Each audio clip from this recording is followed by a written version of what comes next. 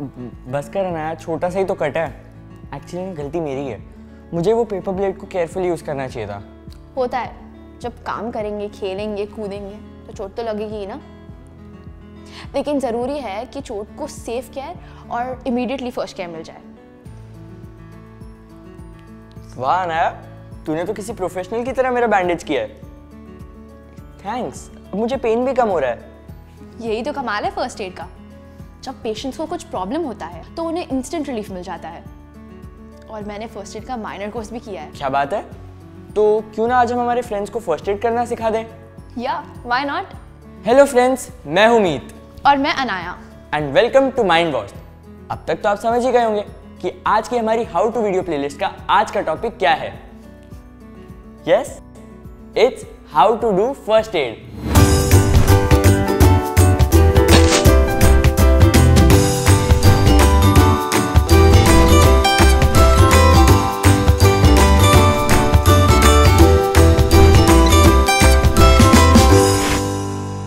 Friends, क्या आप जानते हैं कि पूरी दुनिया में ऐसे बहुत से लोग हैं जिनको सही टाइम पे फर्स्ट एड ना मिलने की वजह से वो अपनी जान से हाथ धो बैठते हैं। सही कहा अमित तूने। इसलिए तो फर्स्ट एड की बेसिक ट्रेनिंग लेना आज सभी के लिए बहुत जरूरी है। फर्स्ट एड किसी भी इंजरी के बाद मिलने वाला on the spot medical attention को कहा जाता है। ये एक ऐसा one time short term treatment है जिसे करने के लिए थोड़ी टेक्नोलॉजी और ट्रेनिंग की रिक्वायरमेंट होती है। यस, फर्स्ट एड में माइनर कट्स या स्क्रैचेस की क्लीनिंग, माइनर बर्न्स को ट्रीट करना, चोट की ड्रेसिंग करके बैंडेज लगाना, ब्लिस्टर्स ड्रेन करना, नॉन प्रिस्क्राइब्ड मेडिसिन की नॉलेज होना या फिर सीपीआर यानी कार्डियोपल्मोनरी रेसिसिटेशन जैसे एक्टिविटीज को इंक्लूड किया जाता है। अब ये बात तो बिल्कुल सही है कि हमें चोट कभी भी और कहीं भी लग सकती है। खेलते हुए, रोड क्रॉस करते हुए, स्विमिंग, रनिंग या साइकिलिंग करते हुए। अब उस समय कभी तो हेल्प मिल जाती है, लेकिन कभी कभी सिचुएशन होती है कि हेल्प करने वाला भी कोई नहीं होता। और इस स्किल का पहला मंत्र है डोंट पैनिक। जी हाँ, चोट लगने के बाद ज्यादातर लोग घबरा जाते हैं और इंजरीज बढ़ के वर्स हो जाती हैं, क्योंकि हम जो नहीं करना चाहते हैं वो कर बैठते हैं। ये सच है कि इंजरी स्कैरी होती हैं, लेकिन अगर उस सिचुएशन में हम काम रहे तो आधी से ज्यादा प्रॉब्लम तो अपने आप ही सॉल्व हो जाती है। फॉर एग्जाम्पल, कभी कभी तो ऐसा होता है कि चोट लगने से लोग इतना घबरा जाते हैं कि मोबाइल फोन से नंबर तक डायल नहीं कर पाते हैं, किसी को हेल्प के लिए बुला भी नहीं पाते हैं, और इसी घबराहट में अनकॉन्शियसनेस होने का चांसेस बढ़ जाता है। बिल्कुल सही कहा तुमने मीत। ये बहुत जरूरी है कि हम पैनिक करने के बजाय डीप ब्रीदिंग करें। इससे हमारी बॉडी काम हो जाती है, जिससे सिचुएशन एनालाइज करने में मदद मिलती है। अगर सिचुएशन बहुत स्कैरी हो तो पैनिक से बचने के लिए एक तरीका है कि हम बैकवर्ड काउंटिंग स्टार्ट कर दें, लाइक 10, 9, 8, 7। ये काउंटिंग आपके ब्रेन को सिचुएशन एनालाइज करने का टाइम देती है कि इस सिचुएशन में राइट स्टेप क्या होना चाहिए। और अब आपको बताते हैं कि अलग अलग टाइप की इंजरीज में कौन सी फर्स्ट एड ट्रीटमेंट दी जाती है। जैसे अगर हल्की फुल्की रैशेस, चोट और कट लग जाए जिसमें ब्लीडिंग हो, तो सबसे पहले उस एरिया को एक स्टेरिलाइज्ड कॉटन या साफ कपड़े से प्रेस करना चाहिए। इससे ब्लीडिंग बहुत जल्दी कंट्रोल हो जाती है। फिर उस एरिया को किसी एंटीसेप्टिक लिक्विड से क्लीन करके बैंडेज अप्लाई करना चाहिए। लेकिन याद रहे, ये सब करने से पहले अपने हाथों को भी सैनिटाइजर से क्लीन कर लें। और अगर कट बहुत ज्यादा है और ब्लीडिंग भी बहुत हो रही है तो चोट वाली जगह को टाइटली प्रेस करके रखें और डॉक्टर से तुरंत कंसल्ट कीजिए। और अब बात आती है बर्निंग वुंड्स की।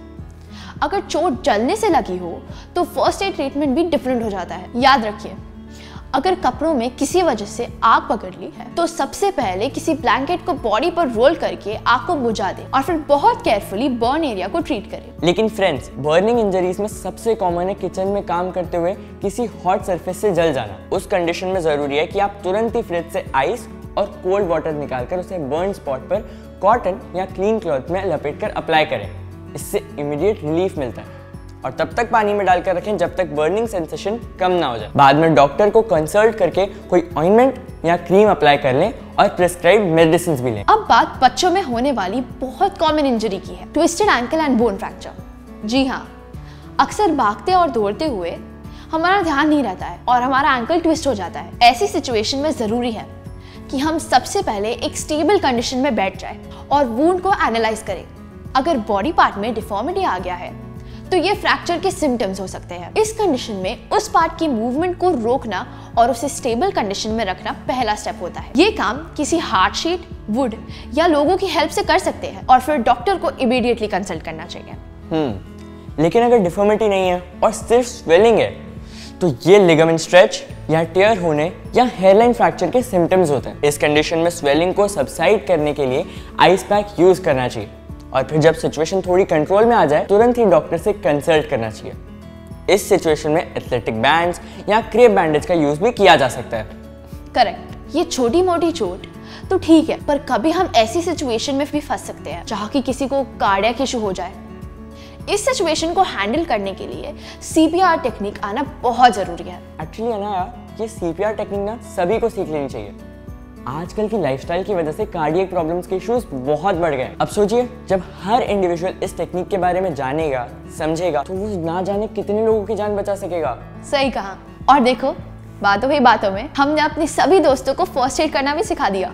यस।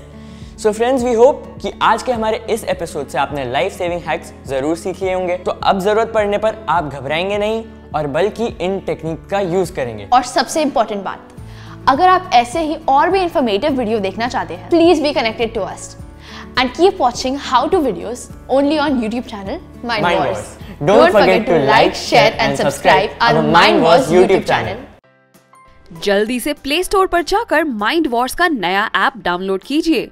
खेलिए बहुत सारे quizzes which bridge the gap between studies and your buddies और पाओ गेम्स खेलते खेलते स्टडी करने का मजा। So what are you waiting for? Download the app now.